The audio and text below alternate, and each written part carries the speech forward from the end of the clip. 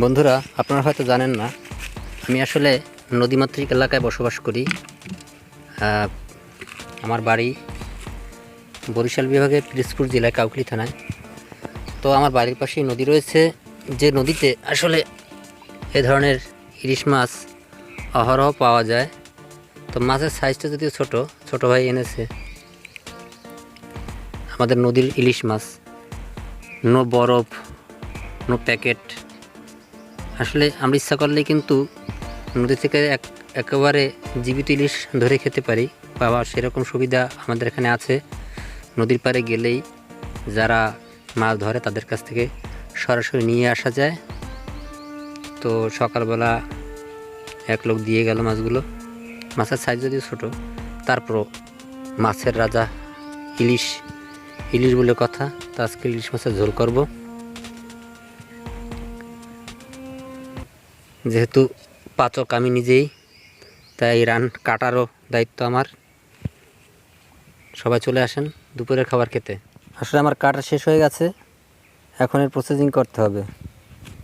তো আমার সাথেই থাকুন, আজকের কী রান্না করি দেখাবো, কীভাবে রান্না করি। বন্ধুরা, মাছগুলোকে একটু হলুদ মরিচ লবণ মাখিয়ে নিয়েছি, হালকা একটু ভাজা দিতে হবে। আসলে সবগুলো ঝোল করব না, অর্ধেকটা রেখে দেবো, অর্ধেকটা ঝোল করব বেগুন দিয়ে। বেগুন কেটে রেখেছি। আর এখানে এটা হালকা করে ভেজে নেব। মাছগুলোকে হালকা করে ভেজে নিচ্ছি, কেননা ভেঙে যাওয়ার ভয় আছে।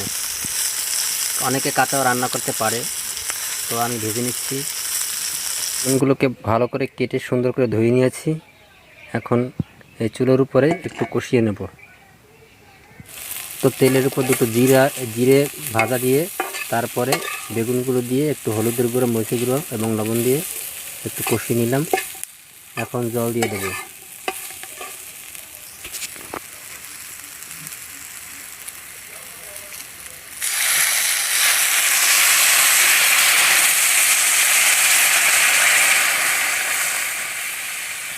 তো বেগুনগুলো পুরোপুরি সিদ্ধ হয়ে গেছে, এখন এর ভিতরে মাছ আমি ঢেলে দেব। তো দেখতে পাচ্ছেন মাছ দিয়ে দিয়েছি।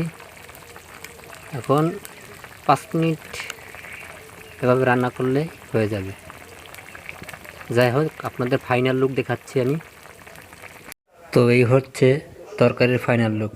তো রান্না করে দেখিয়ে দিলাম কীভাবে রান্না করতে পারি, কেমন হয়েছে দেখি কি মনে হয়, টেস্ট হয়েছে কিনা অবশ্যই জানাবেন। আমি একেবারে পারফেক্ট পাচক হয়ে গেছি। ধন্যবাদ সকলকে আজকের ভিডিও দেখার জন্য সম্পূর্ণ।